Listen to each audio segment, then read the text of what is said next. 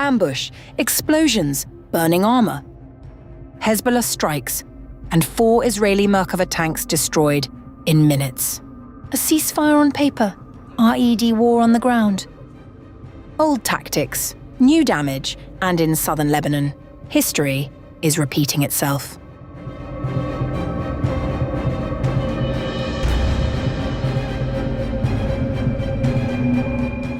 Four Israeli tanks were destroyed in southern Lebanon on April 19th after a Hezbollah ambush using pre-planted explosive devices, dealing one of the most significant single-day blows to Israeli armour since a ceasefire was declared in the region. According to a Hezbollah statement, an 8-vehicle Israeli armoured convoy was moving from the town of Taybeh toward the old Al-Salah outpost near Deir Serian. The explosion involved multiple explosive charges detonated in 2 successive waves between 3:40 p.m. and 4:40 p.m. local time on April 19th. The blasts resulted in the destruction of 4 Merkava tanks, which were seen engulfed in flames following the explosions. Israeli forces moved to recover the damaged vehicles around 6 p.m.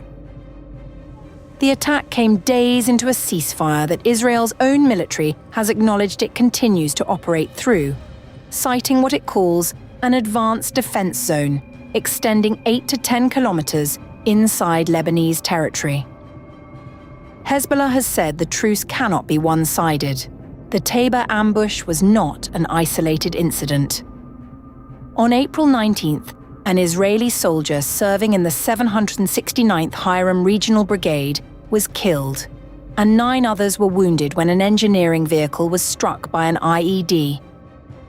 A day earlier, a reservist warrant officer was killed and 3 soldiers wounded in a similar explosion in the village of Jebain, where troops were scanning a building for weapons when the device detonated. Israeli media reported a total of 37 soldiers killed or injured between April 19th and April 20th. Israeli newspaper Ma'ariv, reporting on the pattern, drew a direct comparison to some of the darkest chapters of Israel's military history in Lebanon. The danger posed by roadside bombs in southern Lebanon has resurfaced, becoming a recurring nightmare for Israeli defense forces. The paper noted that Lebanon's terrain and dense vegetation give Hezbollah a significant tactical advantage, and that the explosive devices being used are extremely difficult to detect and neutralize. Ma'ariv likened the current situation to the debacles Israeli forces experienced in Lebanon during the 1980s and 1990s.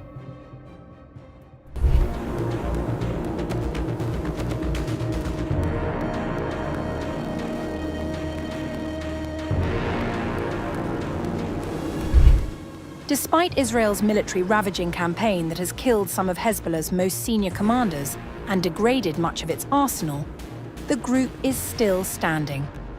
And the reason, according to a Western intelligence report, is simple. The money has not stopped flowing. Analysts estimate Hezbollah currently needs around $50 million every single month.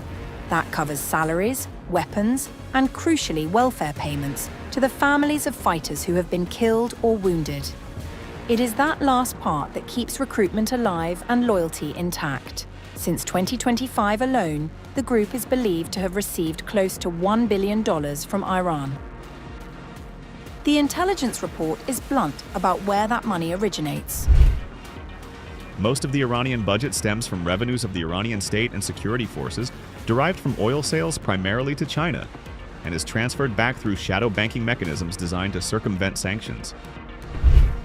In plain terms, Iranian oil goes to China. The money circles back through front companies in Hong Kong, the UAE, and Turkey, and then Lebanese businessmen move it the rest of the way to Hezbollah. The report names several individuals at the heart of this operation. One of the principal figures is a man identified only as Hassan K., who runs gold companies in Lebanon and Dubai.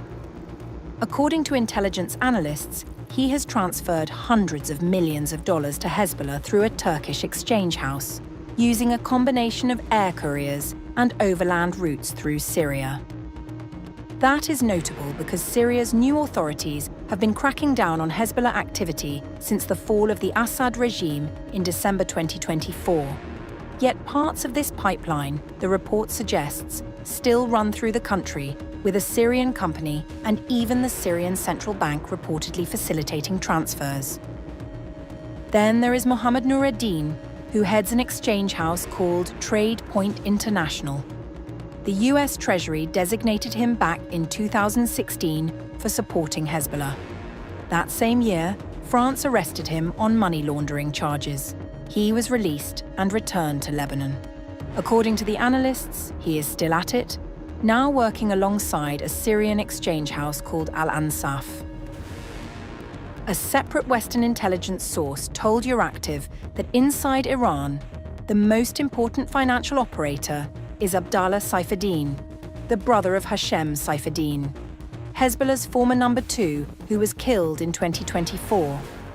Abdallah oversees funding streams that stretch from Chinese state banking relationships all the way to drug trafficking revenues in South America, the United States, and Europe. What makes this particularly striking is that despite his role, Euractiv has learned that Saifuddin has at times served as a point of contact for European diplomats. In 2016, he met with Michael Klaus-Berchtold, then Germany's ambassador to Iran, and maintained regular contact with other EU representatives. At the center of Hezbollah's domestic financial structure is the Al-Qard Al-Hassan Association, a Hezbollah-run institution operating since 2007 and designated by the US Treasury that same year. It functions like a bank, pooling Iranian transfers with deposits from Shia communities in Lebanon and abroad, and then paying out salaries to Hezbollah's military wing while financing arms procurement. The intelligence report does not mince words about what this means for Lebanon. The mere fact that AQAH continues to function gravely damages the Lebanese state and its reputation. It prevents the country's financial system from rehabilitating itself and from building a viable and effective framework. The institution is now one of the central obstacles to Lebanon being removed from the Financial Action Task Force's grey list, which in turn is blocking billions in post-war reconstruction funding.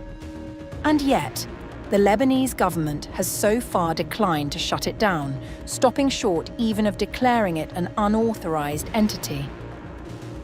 Turkey and the UAE have recently begun tightening scrutiny of financial transfers linked to Lebanon, and UAE authorities have arrested a network of gold and cash smugglers allegedly working on Hezbollah's behalf. But the network, as this report makes clear, keeps finding new paths. The money for now keeps moving.